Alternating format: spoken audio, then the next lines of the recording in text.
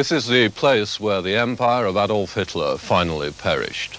Glücksburg Castle in the far north of Germany, just south of the Danish border. It happened 20 years ago.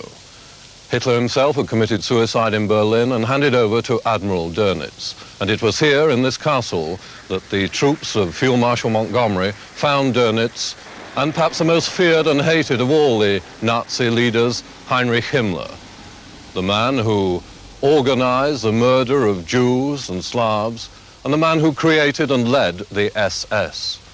30 miles south of Glücksburg, the town of Rendsburg, wartime headquarters of the North German Waffen-SS, the military arm of the organization. An SS reunion here disturbed the autumnal peace last weekend with bitter memories of what the Nazi regime meant. German anti-Nazis make no distinction. In Rendsburg last Saturday evening, 600 people gathered to demonstrate their feelings about the old soldiers' reunion due to take place the next morning. Now you see, this demonstration is organized by the Union of Victims of the Nazi regime, and they're demonstrating against any type of meetings organized by the SS, because the SS was that group that organized persecutions of people fighting the Hitler regime. Don't you think that this demonstration only brings publicity to the SS and their meeting? Of course it does bring publicity to the whole thing, but of course it should. You see, as long as there are remnants of the past of the Third Reich, and as long as there are still people of the SS who feel to be proud of being people of the SS in the Federal Republic, it should be publicized. If these people are gathering again and help one another to gain leading positions in the private business and in the civil service, even in the security police, as we know by press informations now, this is very dangerous. Do you think there is a serious danger in Germany of a revival of Nazi feeling? Well, the general public is not tending to Nazi feelings, but I think the beginnings have to be stopped, and the direction is dangerous, and it should not be underestimated.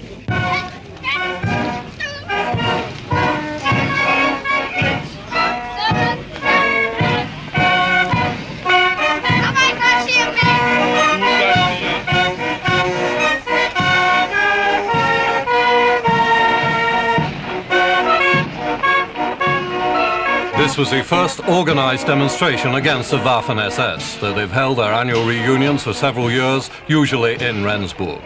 The demonstrators had come from far afield, from Hamburg, Kiel and Lübeck. They were mostly working class. The SS men dismissed them as communists. They replied they were simply anti-Nazi. Some bystanders didn't even know what the demonstration was all about. They were given enlightenment.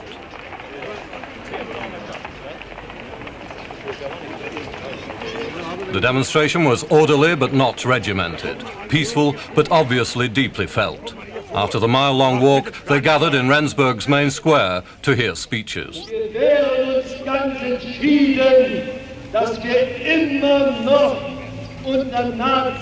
Speaker said the new West German democracy should make a clean break with the country's evil past. The very name, SS, made Germany hated all over the world. Now, they said, an end must be made to the false old conception of comradeship.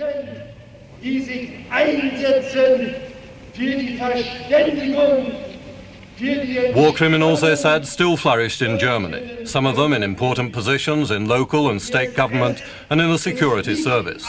Whatever happens, they said, 1933 must not be allowed to come again. The following morning, Sunday, on the outskirts of Rendsburg, the Nordmark-Halle stood ready for the reunion of 1,200 former soldiers of the Himmler divisions. Not only Germans, but Danes and Dutchmen too, for it was Nazi policy to recruit young men of the conquered countries into the military arm of the SS. Some brought their wives along. Nearly all had the affluent air of men who haven't done so badly for themselves in the years since the war.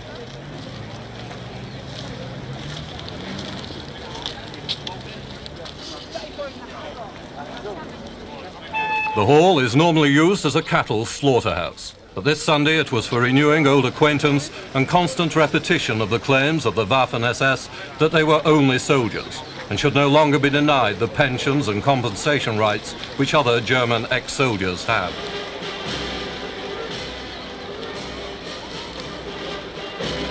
These shots had to be snatched as we were not given permission to film inside. They said that last year Dutch SS men were victimized when shots of them appeared on Dutch television. In the speeches, the word Kameradschaft, comradeship, constantly recurred. Another theme constantly repeated was, we were not war criminals. I had nothing to do with the concentration camps, that's right. Did you know this was happening? No, I was never been. The main thing is to make a difference and to distinguish the general SS from the Waffen-SS.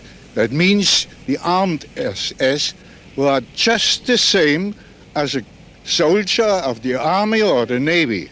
They have nothing to do with, for instance, with concentration camps or the atrocities handled there.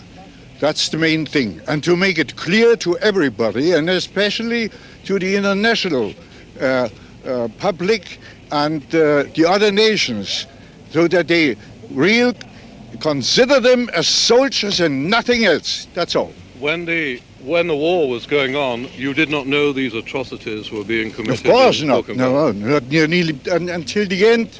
Nobody knew about it. The men of the Waffen-SS kept absolutely secretly. Now you know. Is there a sense? And these people here, they have nothing to do with it. Not at all. They're just only proper, orderly soldiers. While proper, orderly soldiers held the front, other SS men perpetrated their unparalleled crimes. If all SS men now pay the price, it may seem a bit rough on some, but one cannot help feeling that if rough, it is rough justice.